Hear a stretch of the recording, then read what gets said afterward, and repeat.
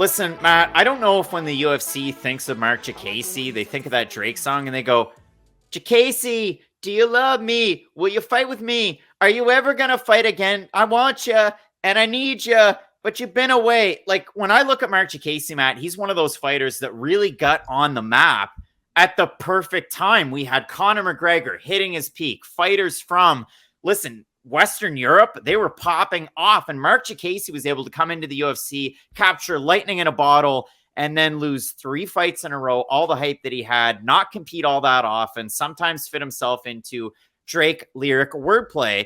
And now he's taking on Rafael Alves coming up this weekend in a fight that is incredibly dynamic. It should be a very exciting fight. It just doesn't feel like a fight that really reaches anywhere near the surface or the peak for the Bonecrusher. And I look at his overall game. He's a guy that spent time at a number of different gyms. And for this one, just in case anybody wanted to know, from the Instagrams, it looks like Marc Diakiese's been training at All Stars Training Center with Alexander Gustafsson. And you might say, like, you might go, oh, well, hey, Alexander Gustafsson trains there, but there's no way, a lightweight's training with a light heavyweight, sometimes heavyweight.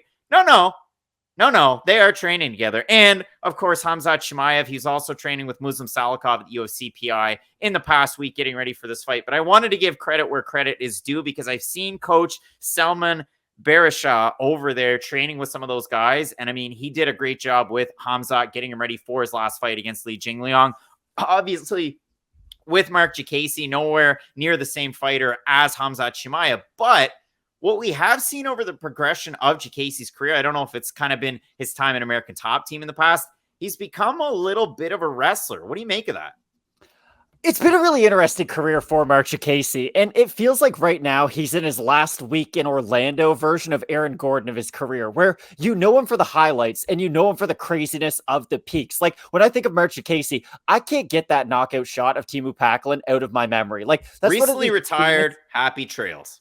One of the most clean knockouts you will ever see in MMA, though. Just the way that he's able to throw the overhand, use his feet to set it up. Like, when you think about Marc Diakiese, he's another one of these guys where if we just want to focus on the plus skills, I could sell you a package that makes it seem like he's a top 5 fighter. But it seems to be a lot of the intangibles and a lot of the in-betweens that he does sort of struggle with. And it has been unfortunate because if you even go back to, like, the Dan Hooker fight, I know that was one of the early ones on in his losing streak, but, like, losing to Dan Hooker is not that big of a deal, especially by submission in the 3rd round of what was a fairly competitive fight up until that point. And that's what you sort of have to remember when you think about Marc Diakiese and his losing streak. He lost Yair close in a really close fight, no pun intended, where he did break his foot early in that and couldn't really throw kicks. Then he loses to Dan Hooker, who's one of the top 10 lightweights in the world. And then he loses Nasrat Haqparast. Now, I will say that Haqparast loss was a really bad one where Nasrat's able to get on the inside of his punching capabilities and just throw a lot of boxing combinations and really overwhelm Diakiese. And that was sort of the first fight where I jumped off of the Diakiese hype train, if you will. I thought, okay, 3 losses are kind of different depending on what fighters, get those losses and where they are in their career. But I thought we had kind of seen, I guess we'd already seen the best of him, but that wasn't the case at all. And it really has been unfortunate these past few years with him being so inactive, because I really do feel like post Joe Duffy, we saw Marc Diakiese make a turn. He has become a more well-rounded MMA fighter. He throws more elbows now on the inside. He's not somebody who can get their distance just completely crashed and then he has no offensive tools. Like, he has started to grow as an MMA fighter, like you mentioned, adding in his wrestling as well. But it still feels like we're being sold that fighter who has all those highlight reels where he's evolved quite a bit. So let me go from that and what you said there. I mean, in the fight against Lando Venata, it was Marc Diakiese getting 4 of his 7 overall takedowns, 5 minutes and 8 seconds of control in that fight. Lando Venata is not an easy guy to control on the ground unless you're a super wrestler. So a good job by a striker getting a guy who's so shifty like Lando Venata down and beating him that way. Now, against Fiziev, you might say, oh, okay, well, he lost to one of the more dynamic strikers. But in that fight, he went 0-4 in takedown attempts, and he actually got taken down by Fiziev. Now, the first round wasn't necessarily all that close. Second round, third round, quite close between those two guys. So it was a fun fight. It was also, and I could cue it up, one of our biggest missteps with Fight Night picks and the reasons why we never, ever say lock of the night. Check out Manpreet. He's got a great channel about that kind of stuff, but we were all over Diakiese in that fight. We got proven wrong. So, Matt, we talked quite a bit about the Bonecrusher. Let's talk about Rafael Alves. This is a guy that He had a fight on Dana White's Looking for a Fight, and I wrote it down. It was a very, very long time ago in 2019. It was a Titan FC card where Jason Soares took the cake because him and his manager went backstage, tried to get Dana's ear, and Dana's like, no, now you're not in the UFC ever. Good job.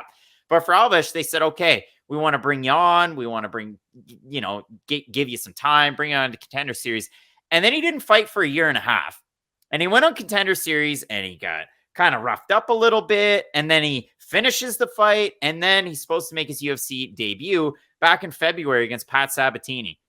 And for a fight at featherweight, Matt, leading up to that fight, we said Alves is one of these guys. Yeah, he's a featherweight, but he's more so a lightweight, and he's a big, big guy. He weighed 157.5 for a featherweight fight. He missed the lightweight limit trying to make featherweight. So they decided, okay, we're going to give you, a good fighter, somebody that, might be a little bit of a sleeper at 155. He gets Damir Ismagulov.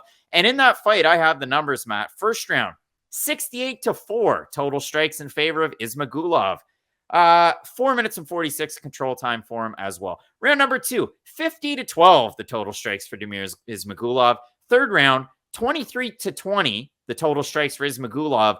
But the power went to Alves. And Matt, this guy is an absolute wild man. He's the type of guy that looks like a Nick Lentz or like a Brian Kelleher when he gets that guillotine in. He's a defensive submission specialist. He can definitely go, again, reserve, which I think was definitely his issue against Ismagulov, because once he started blinking, it could have been game over. You never know. But for Alves, he just really needs to get into his groove. MMA Masters, big time in the last week or two, because they had Colby Covington last weekend, close enough fight against Kamaru Usman. And then this weekend, they have Miguel Baeza and Alves. I think this is going to be a fun fight. But for Alves, it's just, what one thing are you going to pull out of your bag of tricks here this weekend? I feel like you're selling Alves a little low, if I'm being honest. He hurt Ismagulov in that fight, and he hurt him pretty bad 100%. At one point. Yes, he didn't look good, and with the numbers, it doesn't look great on paper, but I think the performance was a little bit better than the numbers would suggest. He made a pretty good account of himself against one of the better fighters in the division, who not a lot of people know about. You don't go out and parade Damir Ismagulov as a really good fighter because you think he's going to be bad one day. No, you think he's going to be a top-tier talent in this division, just like I do. And if you could have a competitive fight with a guy like that, it means you do belong. But this is the weird thing. With Alves, you look at his record, it's kind of salty. He's 19-10. There's a lot of losses on there for a guy who's got less than 20 wins. But insert the quote from Dana White here, because that was his big reason for not even really wanting to sign him. It was, this guy has way too much experience. He's a little bit long in the tooth too. And I'm going to give you your flowers right now, because he's the opposite of Elias Theodoro. You keep guys like Alves because they're exciting, even though their record's bad. And you sometimes cut guys who have really good records, but nobody wants to see them fight. I know it sucks. I know nobody wants to hear that, but this is also the entertainment industry. And that's the thing with Alves. He has one of the more live or die styles in the UFC, although he doesn't get finished very often. The majority of his losses, I guess he's been submitted a number of times, but he does just go for it. And the interesting thing about this fight is, I think there's a path for him to win. If he watches that, I can't remember. If he watched the Nasrat Haqparast fight, he could fight him very similar. Yeah, we got to stop it right here. He doesn't get finished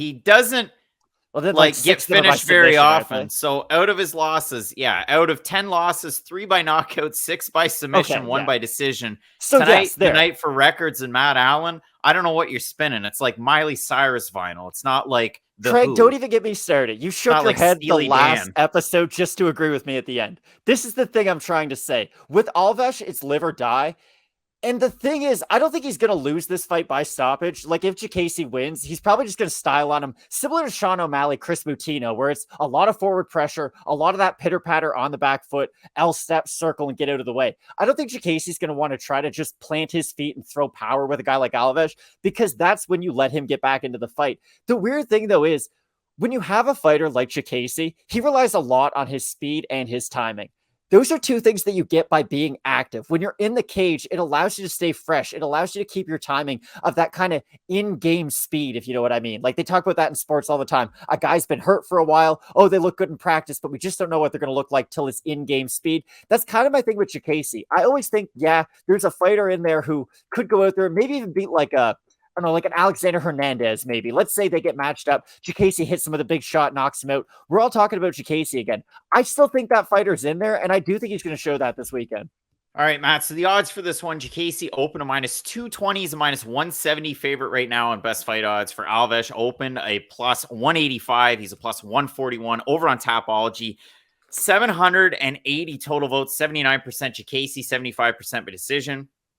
What is it? Alves, 21% roughly have him to win, 48% by decision, 31% by submission, 14% by knockout. Definitely a world where Alves can win by submission. So if you like him that way, maybe you want to hedge yourself, go that way. I like Diakiese, like you had said. I like him to win this one by decision. I mean, if you look at it, the sample size for Alves in the UFC, obviously it's not that big. He has one fight against Ismagulov. So again, his stats are so way down. There's no sense at even looking at that. But if you go back and you watch a lot of his fights on the regional scene, it's just not a ton of output and a lot of really power heavy strikes that are a little bit telegraphed. So for me, I like the guy, like you said, in-game speed, little bit of a worry. I mean, it's like when Von Miller eventually comes back to the Rams, what's he really going to look like? Because he's been out for a couple of weeks.